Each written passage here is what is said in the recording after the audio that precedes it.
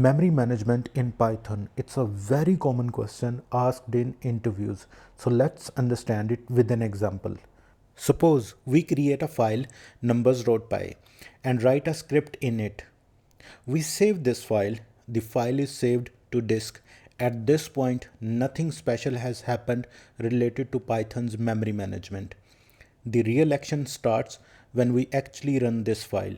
So let's suppose we run the file numbers.py and let's understand how Python manages memory line by line. Python stores x, y, and z in its namespace. Think of namespace as a dictionary where Python writes variable names.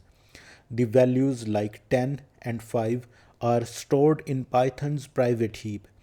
Python's private heap is a reserved space in RAM where Python stores objects. Here 10 and 5 are integer objects. Variables in the namespace point to these integer objects in heap memory. Python utilizes the memory in a very effective way. As x and z both have same value 10, so instead of creating a new object in the heap memory, Python only creates one integer object 10 and assigns a reference count 2. It means two variables point to this integer object, which are x and z. Only y is pointing towards 5, so 5 has reference count 1.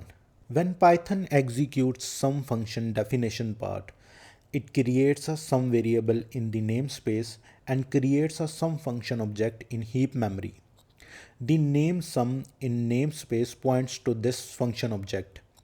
This random value basically represents the address of some function in heap memory.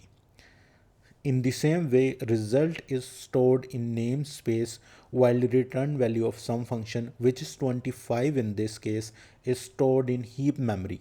Now, when the file numbers.py has finished running, at this point, Python's garbage collector comes into action. It destroys variables x, y, z, sum, and result from namespace. When these variables are destroyed, the reference count of objects in heap memory also drops to 0 as no variables are now pointing to them. Then garbage collector looks into Python's private heap. So no variables are referencing these objects. Their reference counts are now 0. So these objects are destroyed as well. Now the RAM is free from the memory that was allocated to this Python program.